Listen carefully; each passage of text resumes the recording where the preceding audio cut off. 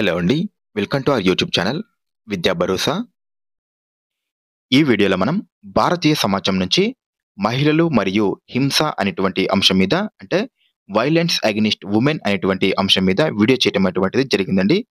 ఈ టాపిక్‌కి సంబంధించి మన ఛానల్‌లో పార్ట్ 1 వీడియోను ఆల్రెడీ అప్‌లోడ్ చేయటం అయితే జరిగిందండి. మీరు ఆ వీడియోను కూడా చూడండి. అలాగే మన ఛానల్ ఇంకా ఎవరైతే సబ్స్క్రైబ్ చేసుకోలేదో వారు వెంటనే సబ్స్క్రైబ్ చేసుకోండి. అలాగే పక్కనే ఉన్నటువంటి బెల్ ఐకాన్ మీద క్లిక్ చేసి నోటిఫికేషన్స్ అన్నీ కూడా ఆన్‌లో పెట్టుకోండి. మొదటి ప్రశ్న, ఈ క్రింది వాటిలో సరైన వాటిని గుర్తించండి అనేటువంటిది ప్రశ్న అండి. అయితే క్రింద ఒకసారి ఆప్షన్స్‌ని పరిశీలిస్తే ఆప్షన్ ఏ 2013లో డబ్ల్యూహెచ్ఓ ప్రకారం గృహ హింసకు గురయ్యేటువంటి మహిళల్లో 50% మందిలో 30% లేదా అంతకంటే ఎక్కువగా భర్తల వల్ల బాధపడుతున్నారు అనేటువంటిది ఇవ్వటం జరిగిందండి. సో, ఇది రాంగ్ అండి. సో, ఎందుకు రాంగ్ అనేటువంటిది మనం ఒకసారి గమనిస్తే 2013లో డబ్ల్యూహెచ్ఓ మరియు లండన్ స్కూల్ ఆఫ్ హైజీన్ మరియు south African medical research council ప్రకారం గృహ హింసకు గురయ్యేటువంటి మహిళల్లో 30% మందిలో 15% లేదా అంతకంటే ఎక్కువ మందే భర్తల వల్ల బాధపడుతున్నారు అనేటువంటిది మనకు చెప్పడం జరిగిందండి. అయితే ఇక్కడ మనకు ప్రశ్నలో 50% మందిలో 30% లేదా అంతకంటే ఎక్కువ మంది భర్తల వల్ల బాధపడుతున్నారు అని రాంగ్‌గా ఇవ్వటం జరిగింది కాబట్టి మనకు ఆప్షన్ ఏ అనేటువంటిది రాంగ్ అండి. అలాగే ఆప్షన్ బి దేశంలో 40-80% మంది మహిళలు గృహ హింసలో బాధితులుగా ఉన్నారని ప్రణాళికా సంఘం అధ్యయనంలో తేలింది అనేటువంటిది ఇక్కడ చెప్పడం జరిగిందండి. సో, ఇది సరైనదండి. మనకు ఎందుకు సరైనది అనేటువంటిది ఒకసారి గమనిస్తే కుటుంబం ఆరోగ్య మంత్రిత్వ శాఖ మరియు ప్రణాళికా సంఘం అధ్యయనంలో దేశంలో 40-80% మంది మహిళలు గృహ హింసలో బాధితులుగా ఉన్నారు అనేటువంటిది మనకు చెప్పటం అయితే జరిగిందండి. అలాగే ఆప్షన్ సి ఎన్‌జీఓ వేసిన పిటిషన్ ఆధారంగా సుప్రీంకోర్టు 2018లో కాప్ పంచాయతీలు వివాహ సంబంధాల విషయాల్లో జోక్యం చేసుకోవడానికి వీల్లేదని తీర్పునివ్వటం అయితే జరిగింది అని ఇక్కడ ఇవ్వటం అయితే జరిగిందండి. సో, మనకు ఇది కూడా సరైనదేనండి. ఇక్కడ వివాహ సంబంధాల విషయంలో కాప్ పంచాయతీలు జోక్యం చేసుకోవడానికి వీల్లేదని శక్తి వాహిని అనేటువంటి ఒక ఎన్‌జీఓ సంస్థ వేసినటువంటి పిటిషన్ ఆధారంగా సుప్రీంకోర్టులో 2018లో కాప్ పంచాయతీలు వివాహ సంబంధాల విషయంలో జోక్యం చేసుకోకూడదు అనేటువంటి తీర్పుని ఇవ్వటం అయితే జరిగిందండి. సో, మనకు ఇచ్చినటువంటి వాటిలో బీసీ మాత్రమే సరైనవండి. సో గైస్, ఈ వీడియో నచ్చితే ప్లీజ్ ఒక చిన్న లైక్ చేయడం మాత్రం మర్చిపోకండి. మీరు లైక్ చేయడం ద్వారా ఈ వీడియో మరికొంతమందికి రీచ్ అయ్యేటువంటి అవకాశం ఉందండి. అలాగే మాకు కూడా కొంత సపోర్ట్‌గా ఉండటం అయితే జరుగుతుంది. సో, ప్లీజ్ వీడియోని లైక్ చేయడం మాత్రం మర్చిపోకండి. తరువాతి ప్రశ్న, ఈ క్రింది వాటిని సరైన వాటితో జతపరచండి అనేటువంటిది ప్రశ్న అండి.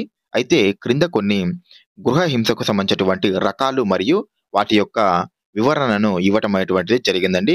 వాటిని సరైన వాటితో జతపరచండి అనేటువంటిది ప్రశ్న. సో, మనం ఒకసారి ఆప్షన్స్‌ని పరిశీలిద్దాం. ఆప్షన్ 1 లైంగిక గృహహింస. ఇక్కడ లైంగిక గృహహింస అంటే ఏమీ లేదండి. ఒక వ్యక్తిని ఇష్టం లేకుండా సెక్స్‌కు బలవంతం చేయటం, అలాగే మరొకరితో లైంగిక ప్రక్రియకు ఒత్తిడి చేయటం అనేటువంటి అంశాలు మనకు లైంగిక గృహహింస కిందకి రావటం అనేటువంటిది జరుగుతుంది. అలాగే ఆప్షన్ 2 అండి మానసిక పరమైనటువంటి గృహహింస. ఈ మానసిక పరమైనటువంటి గృహహింసలో ఏం జరుగుతుంది అంటే ఒక వ్యక్తిని అందరి ముందు కానీ లేదా ఒంటరిగా ఉన్నప్పుడు కానీ కించపరచడం, అలాగే పరువు తీసే మాటలు మాట్లాడటం. సో, ఇలాంటి అనేకమైనటువంటి అంశాలు మనకు మానసిక గృహహింస కిందకి రావటం అనేటువంటిది జరుగుతుంది. అలాగే ఆప్షన్ 3 ఆర్థిక పరమైనటువంటి గృహహింస. ఈ ఆర్థిక పరమైనటువంటి గృహహింస అంటే ఏమి లేదండి. ఆర్థిక వనరులకు సంబంధించి తన భాగస్వామి యొక్క స్వేచ్ఛను మనం నియంత్రించే విషయాలన్నీ కూడా మనకు ఆర్థిక పరమైనటువంటి గృహహింస కిందకి రావటం అనేటువంటిది జరుగుతుంది. అలాగే ఆప్షన్ 4 భౌతిక గృహహింస. ఈ భౌతిక గృహహింసలో ఒక వ్యక్తిని గాయపరచటం, కొట్టటం, కాల్చడం, మందు తాగమని కొట్టటం. సో, ఇలాంటి అనేకమైనటువంటి విషయాలన్నీ కూడా మనకు భౌతిక గృహహింస కిందకి రావటం అనేటువంటిది జరుగుతుంది. సో, మనకు ఇచ్చినటువంటి వాటిలో ఫైనల్ ఆన్సర్ వచ్చేసి ఆప్షన్ 1 అనేటువంటిది సరైన సమాధానం అండి. తరువాతి ప్రశ్న, ఈ క్రింది వాటిలో సరైన వాటిని గుర్తించండి అనేటువంటిది ప్రశ్న అండి. సో, మనం ఒకసారి ఆప్షన్స్‌ని పరిశీలిస్తే option A assisted reproductive technology regulation act 2021 అనేటువంటిది ఇవ్వటం జరిగిందండి. సో, మనకు ఈ assisted reproductive technology regulation act అంటే ఏమి లేదండి. దీనిని సంతాన సాఫల్య సహాయక సాంకేతిక నియంత్రణ చట్టం అంటారు దీనిని. ఇది 2021లో రూపొందించడం జరిగింది దీనిని. అయితే దీని యొక్క ముఖ్య ఉద్దేశ్యం ఏమిటి అంటే సంతాన సాఫల్య సాంకేతికతలను అంటే రీప్రొడక్టివ్ టెక్నాలజీని వినియోగించేటువంటి క్లినిక్‌లు ఏవైతే ఉంటాయో వాటిని నియంత్రించడానికి మరియు పర్యవేక్షించడానికి ఈ ఈ చట్టాన్ని తీసుకురావటం అనేటువంటిది జరిగింది. సో, ఇందులో ఏం జరుగుతుంది అంటే టెక్నాలజీని దుర్వినియోగం చేయకుండా అడ్డుకోవడం అనేటువంటిది జరుగుతుందండి. సో, మనకు ఆప్షన్ ఏ అనేటువంటిది సరైనది. అలాగే ఆప్షన్ బి భారతీయ సంతతి దంపతులు 23 నుంచి 50 ఏళ్ల మధ్య వితంతు మహిళలు లేదా విడాకులు పొందిన మహిళలకే సరోగసీ అనుమతి లభిస్తుంది అనేటువంటిది మనకు ఇవ్వటమైతే జరిగిందండి. సో, మనకు ఇది కూడా సరైనది. సో, ఈ రెండవ ఆప్షన్ ఏమిటి అంటే మనకు సరోగసీ నియంత్రణ చట్టం 2021 గురించి చెప్పటం అయితే జరిగిందండి. అంటే ఈ చట్టాన్ని 2022 జనవరి 25 నుండి మనకు అమల్లోకి రావటం అనేటువంటిది జరిగింది. అయితే ఈ చట్టం ప్రకారం ఏం జరుగుతుంది అంటే అద్దె గర్భాల వ్యాపారాన్ని నియంత్రించేయడానికి ఈ బిల్లును ప్రవేశపెట్టడం అనేటువంటిది జరిగింది. అయితే ప్రస్తుతం ఇది నూతనంగా ఏర్పాటు చేసినటువంటి బిల్లు ప్రకారం భారతీయ దంపతులు లేదా భారతీయ సంతతి దంపతులు ఎవరైతే ఉంటారో వారికి, అలాగే 23-50 ఏళ్ల వితంతు మహిళలు లేదా విడాకులు పొందినటువంటి మహిళలకే సరోగసీ అనుమతి లభిస్తుంది అనేటువంటిది మనకు చెప్పటం అయితే జరిగిందండి. సో, మనకు ఆప్షన్ బి కూడా సరైనది. సో, ఇచ్చినటువంటి వాటిలో ఏ, బి మరియు 2 సరైనవే కాబట్టి ఆప్షన్ 1 అనేటువంటిది సరైన సమాధానం అండి. తర్వాతి ప్రశ్న, ఈ క్రింది వాటిలో సరైన వాటిని గుర్తించండి అనేటువంటిది ప్రశ్న అండి. ఒకసారి ఆప్షన్స్‌ని పరిశీలిస్తే ఆప్షన్ ఏ గృహ హింస చట్టం దుర్వినియోగం వల్ల తప్పనిసరిగా సవరణ అవసరమని సుప్రీంకోర్టు ప్రీతి వర్సెస్ జార్ఖండ్ ప్రభుత్వం 2016 కేసులో తీర్పునిచ్చింది అని ఇవ్వటమైతే జరిగిందండి. సో, మనకు ఇది సరైనదండి. ఈ గృహహింస చట్టం ఏదైతే ఉందో ఇది దుర్వినియోగం అవుతుంది అనేటువంటి ఒక ఉద్దేశంతో సుప్రీంకోర్టు ప్రీతి వర్సెస్ జార్ఖండ్ ప్రభుత్వం 2016లో ఈ గృహహింస చట్టానికి సవరణ అవసరం అనేటువంటి ఒక తీర్పుని ఇవ్వటం అనేది జరిగిందండి. సో, మనకు ఆప్షన్ ఏ అనేటువంటిది సరైనది. అలాగే ఆప్షన్ బి లైంగిక నేరాల నుండి బాలలకు రక్షణ కల్పించే చట్టం 2015లో స్థాపించబడింది అనేటువంటిది మనకు ఇవ్వటం జరిగిందండి. సో, మనకు ఇది రాంగ్ అండి. సో, ఎందుకు అనేటువంటిది మనం ఒకసారి గమనిస్తే మనకు ఈ లైంగిక నేరాల నుండి బాలలను రక్షించేటువంటి చట్టాన్ని 2015లో స్థాపించలేదండి. దీనిని 2012లో స్థాపించడం జరిగిందండి. దీనినే పోక్సో చట్టం అని కూడా అంటారు. సో, ఈ చట్టం ప్రకారం బాలలకు పూర్తి రక్షణ మరియు న్యాయం అనేటువంటిది కల్పించడం జరుగుతుంది. సో, 18 సంవత్సరాలు నిండిన వారందరినీ కూడా బాలలుగానే పరిగణించడం అనేటువంటిది జరుగుతుందండి ఈ చట్టం ప్రకారం. అలాగే ఈ చట్టం ప్రకారం బాలలకు ప్రత్యేక న్యాయస్థానాలు ఏర్పాటు చేసి వారికి న్యాయం చేయటం, రక్షణ కల్పించడం అనేటువంటిది జరుగుతుందండి. సో, మనకు ఆప్షన్ బి అనేటువంటిది రాంగ్‌గా ఇవ్వటం జరిగింది. అలాగే ఆప్షన్ సి పని ప్రదేశంలో మహిళలపై లైంగిక వేధింపుల నిరోధ చట్టం 2016 అనేటువంటిది ఇక్కడ ఇవ్వటం అయితే జరిగిందండి. సో, మనకు ఇది కూడా తప్పుగానే ఇవ్వటం అనేటువంటిది జరిగింది. అంటే పని ప్రదేశంలో మహిళలపై లైంగిక వేధింపుల నిరోధ చట్టాన్ని 2013లో ఏర్పాటు చేయటం అనేటువంటిది జరిగిందండి. ఈ చట్టం ఇళ్ల దగ్గర మరియు పని ప్రదేశాలలో విధులు నిర్వహించేటువంటి మహిళలకు ఈ చట్టం వర్తించడం అనేటువంటిది జరుగుతుందండి. ఈ చట్టం ద్వారా బాధిత మహిళ ఎవరైనా సరే లైంగిక వేధింపుల గురించి జాతీయ మహిళా కమిషన్‌కు లేదా అంతర్గత కమిటీకి లేదా స్థానిక కమిటీకి లిఖితపూర్వకంగా సంఘటన జరిగినటువంటి 3 నెలల వ్యవధి లోపల ఫిర్యాదు చేయవలసైతే ఉంటుందండి. ఆ బాధితురాలు ఫిర్యాదు చేయలేనటువంటి స్థితిలో గనుక ఉంటే ఆమెకు సంబంధించినటువంటి బంధువులు ఎవరైనా సరే ఆమె తరపున ఫిర్యాదు చేయడానికి మనకు ఈ చట్టం వీలు కల్పించడం అనేటువంటిది జరిగిందండి. సో, అలా మహిళలపై లైంగిక వేధింపులకు పాల్పడితే ఆ వ్యక్తికి గరిష్టంగా దాదాపుగా రూ. 50,000 జరిమానా అనేటువంటిది విధించడం జరుగుతుంది. సో, ఒకవేళ మళ్ళీ అంటే జరిమానాకు గురైనటువంటి వ్యక్తి ఒకవేళ తిరిగి లైంగిక వేధింపులకు పాల్పడితే ఆ వ్యక్తికి సంబంధించినటువంటి ఏవైనా వ్యాపార లైసెన్స్‌లు ఉంటే అవన్నీ కూడా రద్దు చేయడం అనేటువంటిది జరుగుతుందండి ఈ చట్టం ద్వారా. సో, మనకు ఇచ్చినటువంటి వాటిలో ఆప్షన్ ఏ మాత్రమే సరైనది కాబట్టి ఆప్షన్ 2 అనేటువంటిది సరైన సమాధానం అండి. తరువాతి ప్రశ్న, ఈ క్రింది వాటిని జతపరచండి అనేటువంటిది ప్రశ్న అండి. అయితే క్రింద కొన్ని నేరాలు మరియు వాటికి సంబంధించినటువంటి జైలు శిక్షలను గురించి ఇవ్వటం అనేటువంటిది జరిగింది. సో, వాటిని సరైన వాటితో జతపరచండి అనేటువంటిది ప్రశ్న అండి. సో, మనం ఒకసారి ఆప్షన్స్ ఏంటో పరిశీలిస్తే ఆప్షన్ 1 అత్యాచారం అండి. అత్యాచారం నేరం చేసినందుకు గాను దాదాపుగా 7 సంవత్సరాలు లేదా యావజ్జీవ కారాగార శిక్ష అనేటువంటిది విధించడం జరుగుతుంది. అలాగే యాసిడ్ దాడి, యాసిడ్ దాడి చేసినటువంటి నేరానికి గాను దాదాపుగా 10 సంవత్సరాల నుంచి మరియు 10,00,000 జరిమానా అనేటువంటిది విధించడం జరుగుతుంది. అలాగే ఆప్షన్ 3 వేధింపులు. ఈ వేధింపులు అనేటువంటి నేరానికి గాను దాదాపుగా 1-3 సంవత్సరాలు జైలు శిక్ష అయితే విధించడం జరుగుతుందండి. అలాగే ఆప్షన్ 4 వాయరిజం. ఇక్కడ ఈ వాయరిజం అంటే ఏమీ లేదండి. సో, ఇద్దరు ఇంటిమేట్ అవుతున్నటువంటి సన్నివేశాలను చూడటం అంటే ఇద్దరు లైంగికంగా కలయిక జరుగుతున్నటువంటి సన్నివేశాలను చూడటం అనేటువంటిది. అలాగే ఒక వ్యక్తి బట్టలు మార్చుకుంటుండగా చూడటం ఇలాంటి అనేకమైనటువంటి నేరాలన్నీ కూడా మనకు ఈ వాయరిజం కిందకి రావటం అనేటువంటిది జరుగుతుంది.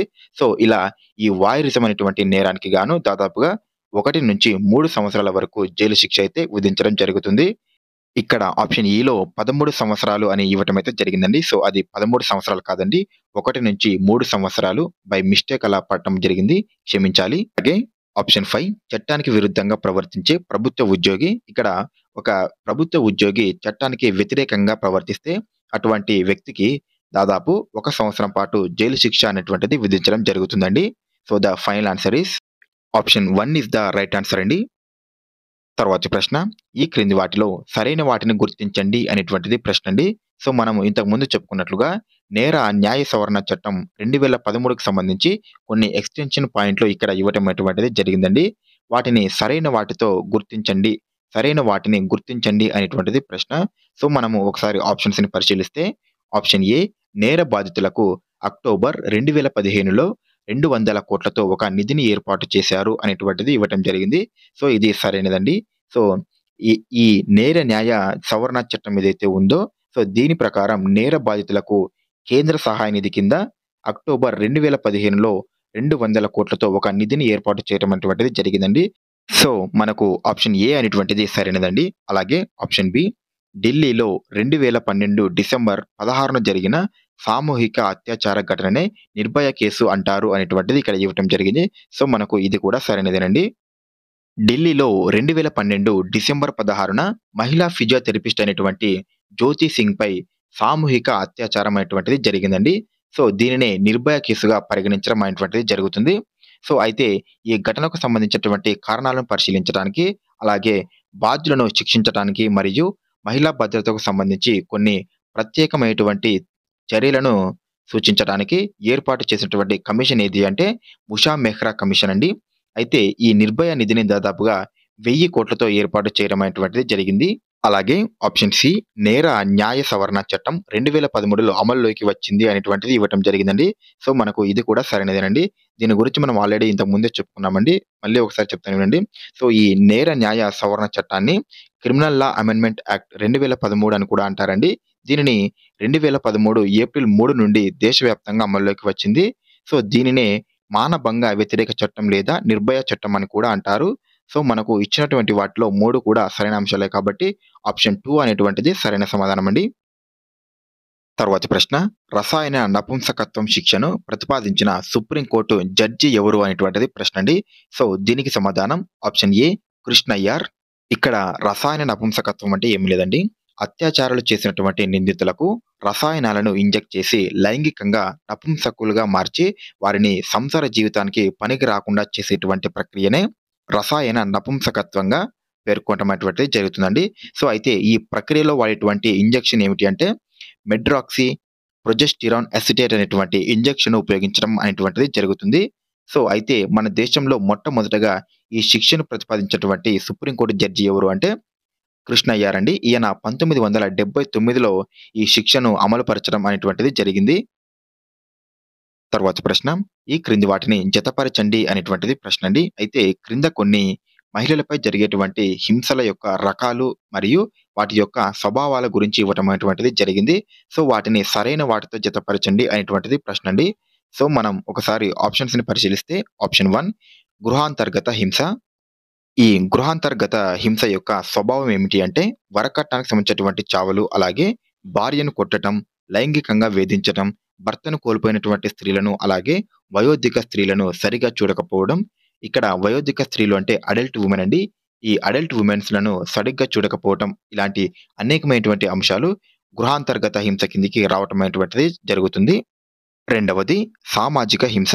ఇక్కడ సామాజిక హింస అంటే అమ్మాయి పుడుతుందని నిర్ధారణ అయితే గర్భస్రావం చేయించుకోమని బలవంతం చేయటం, అలాగే అమ్మాయిలను ఏడిపించటం, మహిళలకు ఆస్తిలో భాగం పంచి ఇవ్వడానికి నిరాకరించటం, ఎక్కువ కట్నం తీసుకురమ్మని కోడల్ని వేధించడం ఇలాంటి అనేక రకాలైనటువంటి హింసలన్నీ కూడా మనకు సామాజిక హింస కిందకి రావటం అనేటువంటిది జరుగుతుంది. అలాగే ఆప్షన్ 3 నేరపూరిత హింస. మనకు మానభంగాలు, అపహరణలు, హత్యలు మొదలగున అన్ని అంశాలు కూడా మనకు నేరపూరిత హింస కిందకి రావటం అనేటువంటిది జరుగుతుందండి.